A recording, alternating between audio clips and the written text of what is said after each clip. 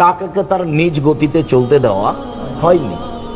টাকার নিজস্ব গতি এটাই যে তাকে বিনিময়ে ব্যবহার করতে হবে।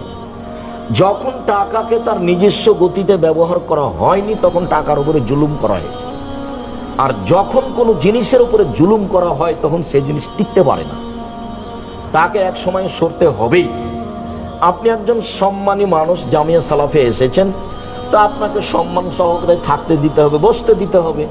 কিন্তু আপনাকে গেটের পাহারাদারের সমানও মূল্যায়ন করলাম না, তখন কি আপনি এখানে টিকতে পারবেন? তখন আপনি ভাববেন যে আমার এখানে হবে না। দু একদিন থাকার পরে পরিবেশ পরিস্থিতি দেখে কেটে পড়বে, চলে যাবে। তো টাকার অবস্থা তাই। টাকাকে যখন মানুষ তার নিজস্ব অবস্থায় রাখবে না, তখন টাকার যেটা ফল সেটা সে ভোগ করবেই, সেটা হলো নিঃস্ব হওয়া। তাই আল্লাহ বলেছেন, তাই নবী বলেছেন, মানুষ টাকা দিয়ে টাকা নিলে তাকে নিঃস্ব হতেই হবে, আজ হোক আর কাল। অতএব যেই কথাটি আমি আজকে আপনাদের সামনে বলবো বলে কিছুক্ষণ কথা বলছিলাম, সেই কথাটি হলো এই যে কাজ আসলেই ছোট পরিসরেই শুরু হয়, তারপরে ধীরে ধীরে বাড়ে।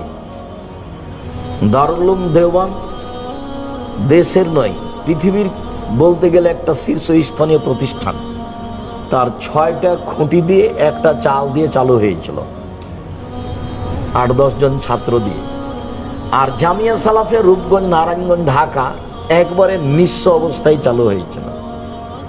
তাই আমি 2013 সালের 24শে আগস্ট রোজ মঙ্গলবার সকাল 11টার সময় ওখানকার এক কাঁঠাল গাছের নিচে বলেছিলাম, আমার হাতে টাকা নাই এ কথা সত্য, এখানে প্রতিষ্ঠান গড়বে এ কথা সত্য, ইনশাল্লাহ গড়বেই গড়বে। কিভাবে গড়বে তা আমি জানি না, তবে নিশ্চিত গড়বে, অবধারিত গড়বে, গড়বেই গড়বে, ইনশাল্লাহ গড়বে। সেখানে গেলে এখন বোঝা যায় যে আল্লাহর আসলে দয়া কেমন, আল্লাহর রহমত কেমন।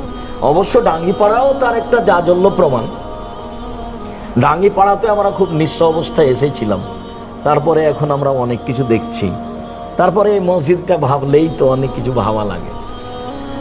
তো এখানে সূচনায় আমি যারা অবগত হচ্ছেন সামনে সময়ের গতিতে এই বড় কাজটি ক্ষুদ্রভাবে শুরু হচ্ছে, অবগত হবেন, তখন খুশি হবেন এই মর্মে যে আমি কয়েকদিন